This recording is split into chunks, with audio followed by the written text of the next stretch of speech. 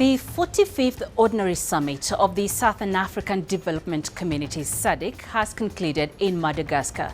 Top on the agenda was strengthening regional cooperation and charting a path towards greater self-reliance. It comes at a critical time as African countries are grappling with dwindling aid, shifting trade rules and higher tariffs. The US is also deporting undocumented immigrants, some of them convicted criminals, to Africa. Yet, African countries are confronting these challenges alone rather than as a collective. This raises questions about the role of the continent's regional blocs in a changing world. This week on the program, we ask, can the regional blocs stand up for Africa and speak with one voice? I'm Penina Karibe. Welcome to Talk Africa.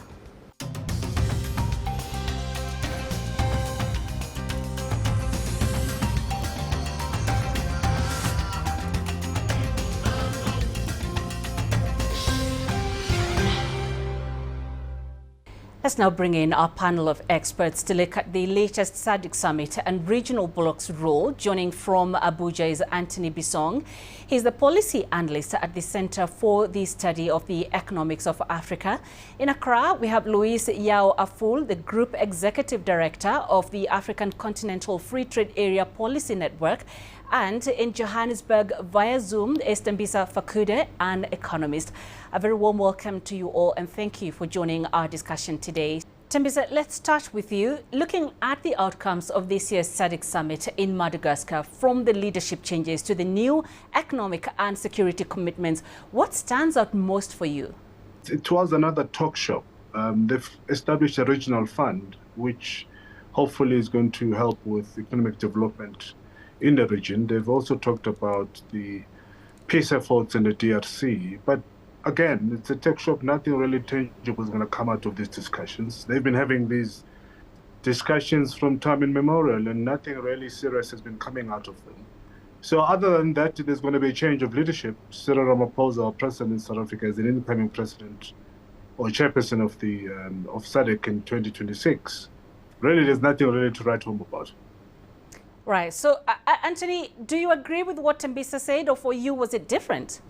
So I feel it's actually a right step in the right direction, given that it's a very important region, in as much as the regional integration as per African Continental Free Trade Area is important.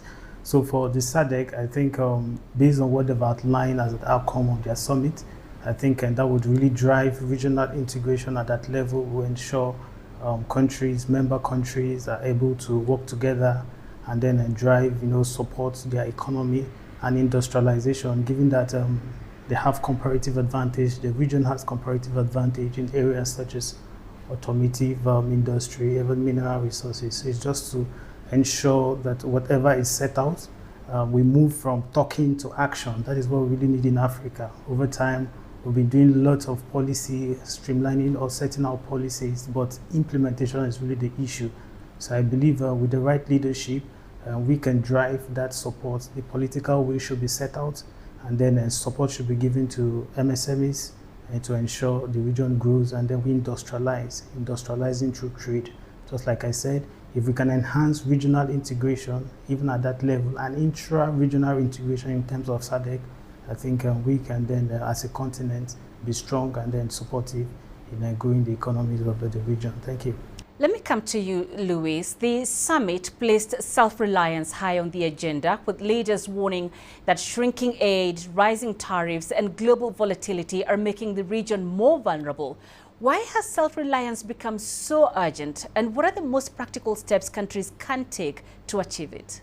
I congratulate the SADC for a successful summit, and I think that there is the need to really change the market pattern within SADC.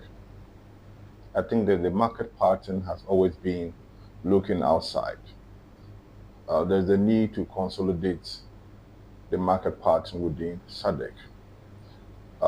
If you look at statistically, the trade volumes, just intra-trade within SADC,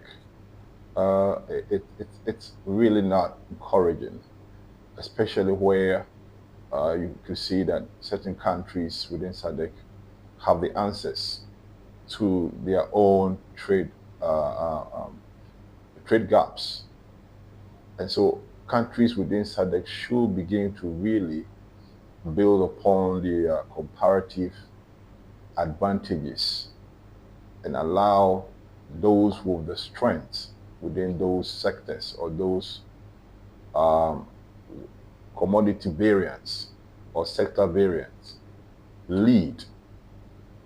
Other than that, you're going to have a serious issue with, in terms of having to export outside SADC, not necessarily within Africa, and rather go to meet the kind of tariffs that we've all been experiencing from the likes of the US and other, what do you call it, technical barriers from Europe.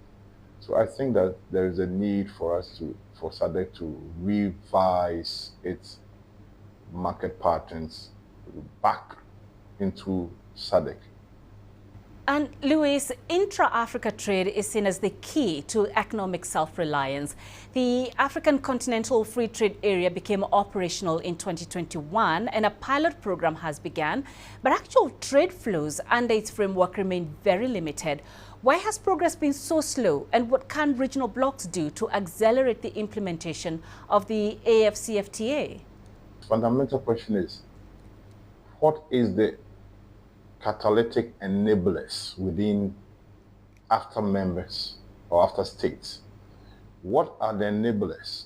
Have there been a willful or intentional commitment by leaders to really see that the enabling environment to really produce, add value has been created?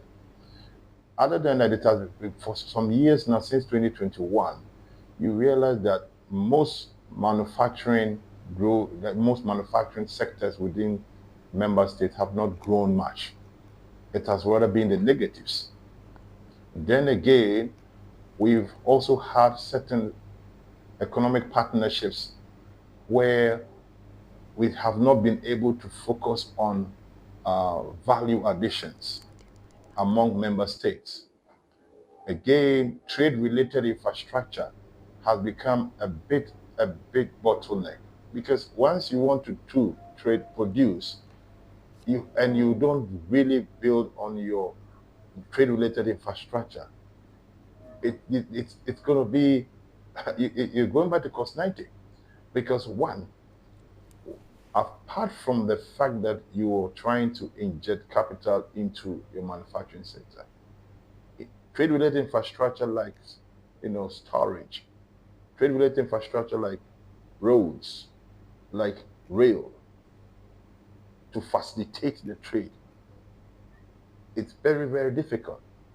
I would like to add this point, that volume of trade has also not increased because we've not taken advantage upon the net export of neighboring sub-regions or neighboring blocs.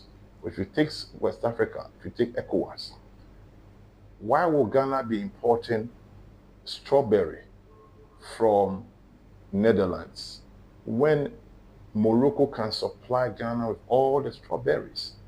And so Ghana imports strawberries from Netherlands, and Netherlands imports strawberry from Morocco.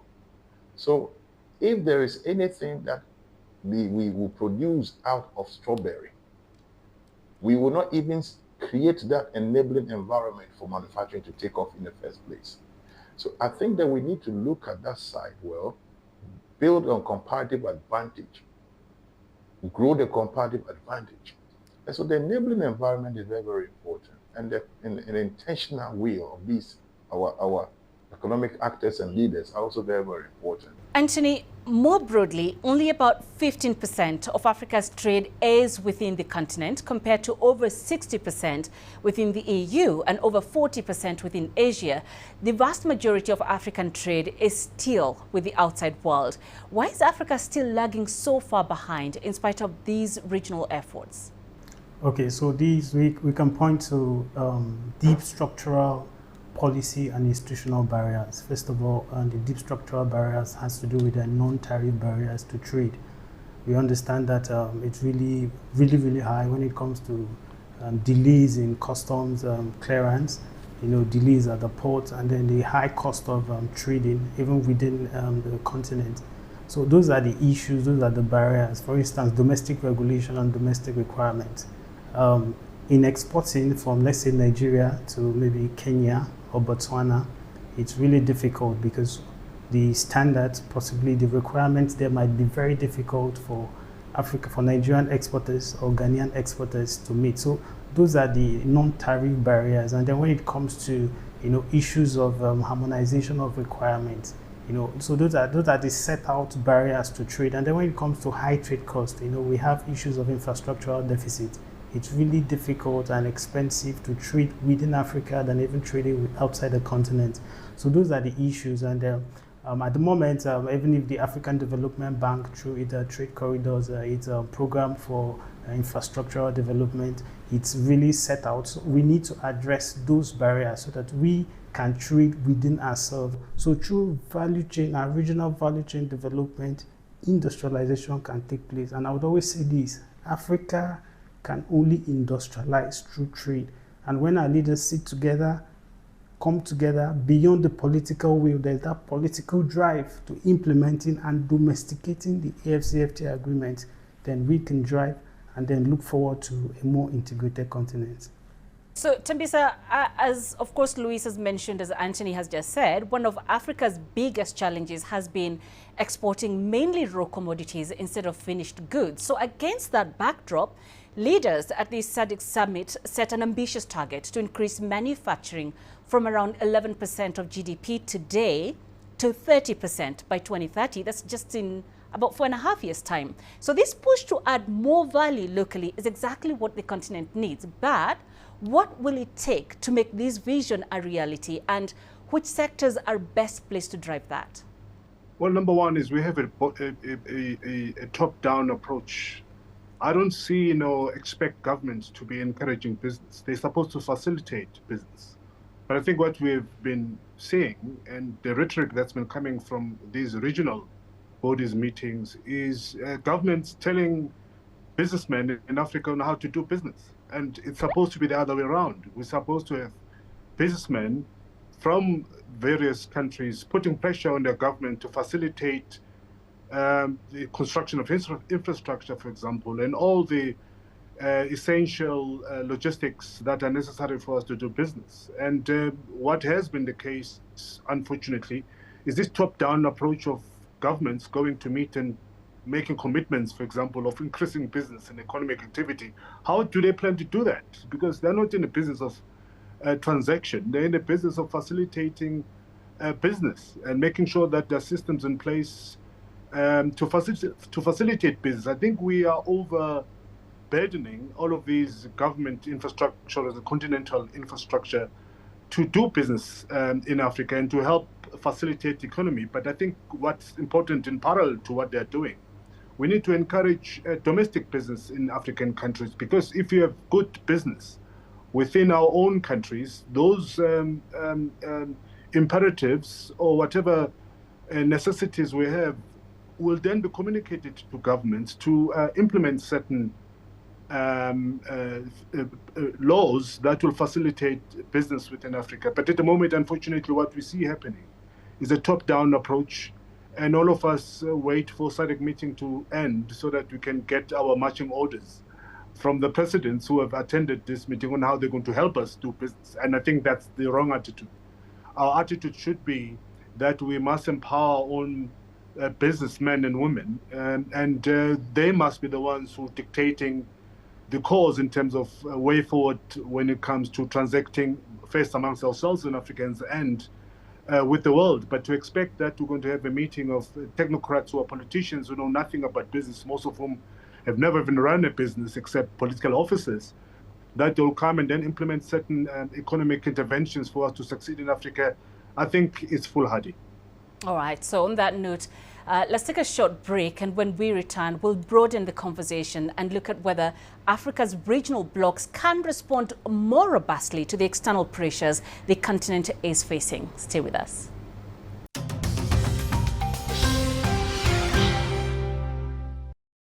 Welcome back to Talk Africa, and let's continue with the discussion. Still with me is Anthony Bisong, Luis Yao Aful, and Tembisa Fakude.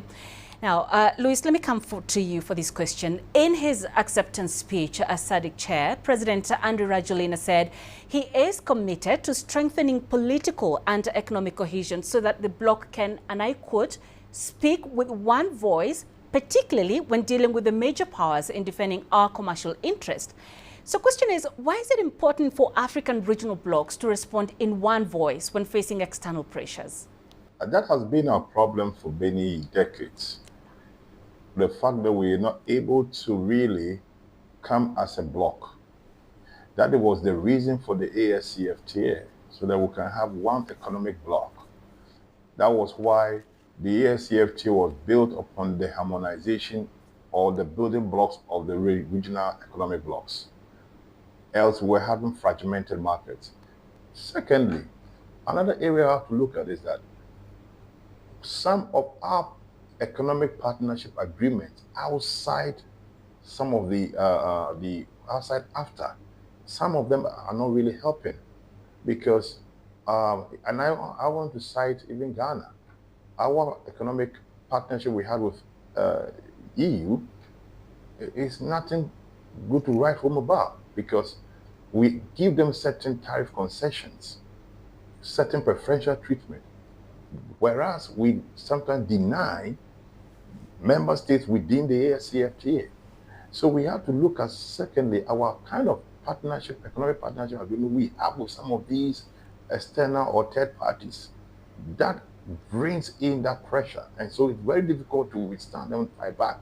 The third factor that we have to look at in order to be able to withstand us one voice is that we have to really commit to really bridging the market fragmentation among ourselves. Okay. We want to create one single market, but at the same time, we are also expanding fragmented markets among ourselves. If we do, then it means countries must stand up individually.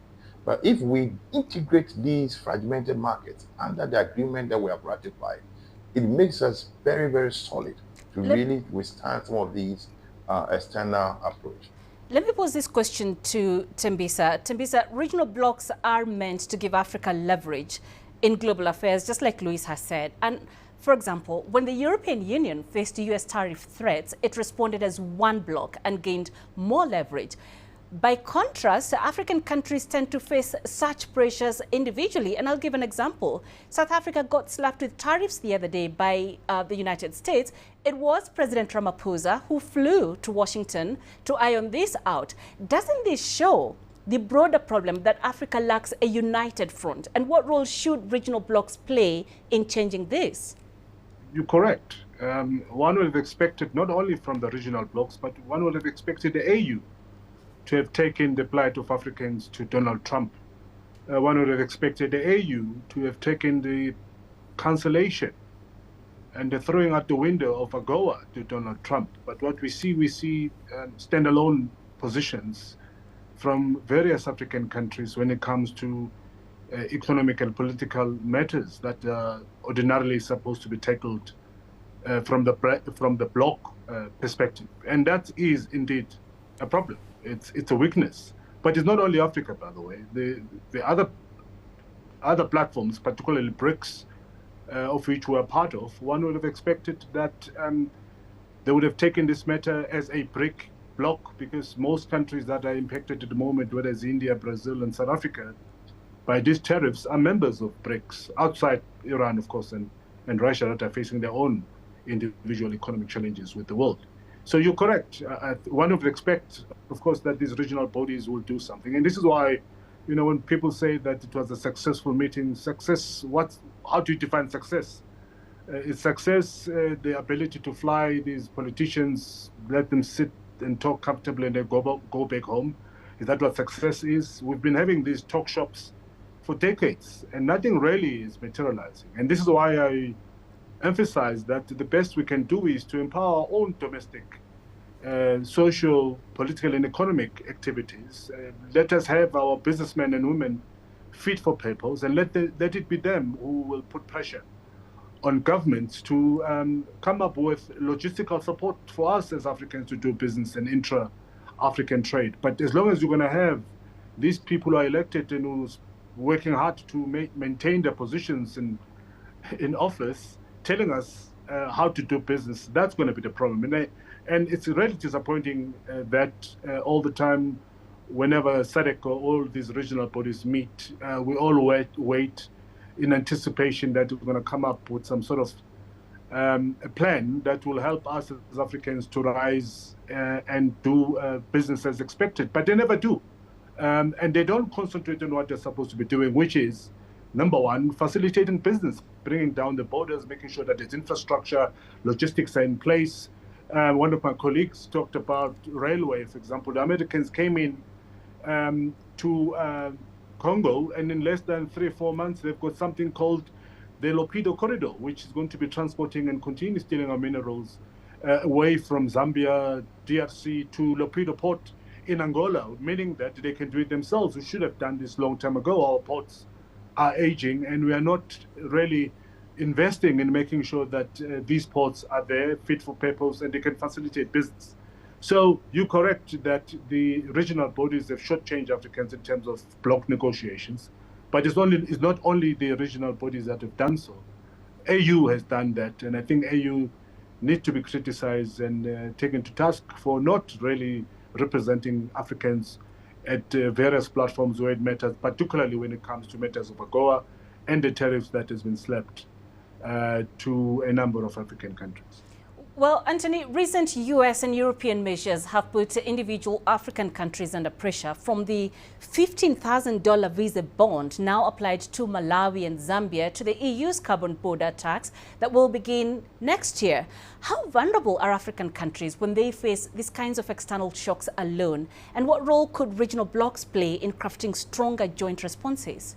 First of all, to ensure that countries, especially least developed countries and even developing countries in Africa, stand out and are able to, negotiate and then ensure the benefit from every trade negotiation and agreement, we need to come as a bloc.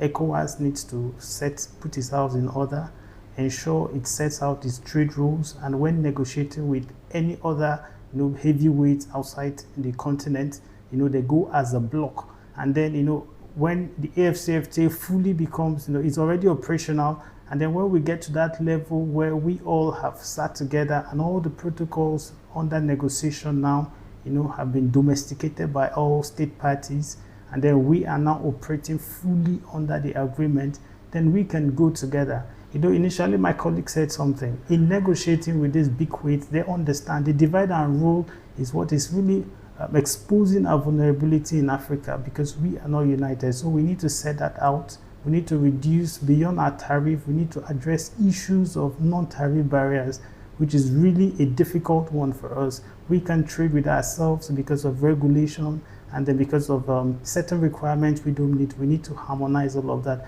These are fragmentations that the Committee of Ministers of Trade as well as Finance needs to sit together and ensure we are not vulnerable to every agreement. All right, so security is another test for African regional blocs. In the DRC, we've seen the East African forces withdraw, SADC deploy its own mission, and now the AU is trying to merge different peace processes. Yet outside actors like the United States and Qatar are still heavily involved. Tembisa, what does this say about Africa's ability to manage its own conflicts, and how can regional blocs assert themselves more strongly? Well, number one, regional blocs were not invited to these processes. Whether, AU was not part and parcel of the discussions between Congo and Rwanda in the United States, and in Doha between M23 and the DRC, AU is nowhere to be seen, nor SADC for that matter. And this is a continuation of undermining the importance and the significance of these regional bodies and the role that they can play in terms of solving our own problems. The conflict in the DRC has its own character now as we speak because of the interest that these countries have in the DRC. Donald Trump, with his business partners, are heavily involved in the country, hence the Lopido corridor, which is going to bypass and avoid coming to the Indian Ocean. Instead, it's going to go to the Atlantic Ocean, and this time around, capacitating the Angolan ports so that they can continue doing business. And again, you hardly hear any word of discomfort from whether it's SADC or AU in this regard. So as long as we don't assert ourselves and take ourselves serious from the AU perspective, we're going to continue being undermined as we are currently undermined. So unless we change course in terms of being firm on how to deal with our own politics domestically and how to deal with the economic development in Africa, we are going to continue to be undermined, as is the case at the moment when it comes to the peace talks that are taking place between the three entities, which is M23, Rwanda, and Congo. What we see the United States leading these and dictating terms to these countries without actually involving what we will regard as significant players in African politics, and that is the AU and SADC. As we look to wrap up this conversation, looking at the year ahead, if regional blocs are to prove they can stand up for Africa, what concrete steps should they take to strengthen unity and respond more effectively to external pressures? Tembisa, let's begin with you. Well, I think there is a need for unity, which is very important because that's why they're in a bloc in the first place. But also there is a need for them to monitor developments that impact on regional politics and economics. We don't have to wait for another meeting next year to talk about issues that are urgent. We should have a situation and platforms that are going to immediately and urgently intervene whenever there's a need to do so. And what we have seen happening is dragging out of meetings and selective in terms of what issues are to be tackled by these regional bodies. So I think, again, we need to take ourselves very serious. We need to assert our positions. But importantly, I think the pressure must come from civil society. The pressure must come from businessmen within these countries that will put pressure on their leaders to implement changes which are necessary. But for us to expect that there's going to be this top-down approach from politicians who, most of whom have never run any business except being elected by their constituencies, again, I think is foolhardy. Well, what about you, Luis? What do you think are those steps the regional blocs can take to strengthen unity and respond effectively to external pressures? Well, they need to harmonize. Their institutions. Secondly, we need to commit percentages of our budgets to security, stability. Third, currently what is happening, parties should go back to the negotiation table and they should employ the services of eminent persons in Africa to lead the remediation again. And then again, I think that we need to be able to agree to disagree. And that's all we have time for on this edition of Talk Africa. A very big thank you to our guests, Anthony Bisong, Policy Analyst at Center for the Study of the Economics of Africa, Luis Yao Aful, the Group Executive Director of the African Continental Free Trade Area Policy Network, and Tembisa Fakude, an economist. Remember, you can be a part of this conversation through our social media platforms on Facebook and X, and you can watch this and other editions of Talk Africa on our YouTube playlist. Do join us again next week for more of Talk Africa. From me, Penina Karibe, and the team here in Nairobi. Until next time, goodbye.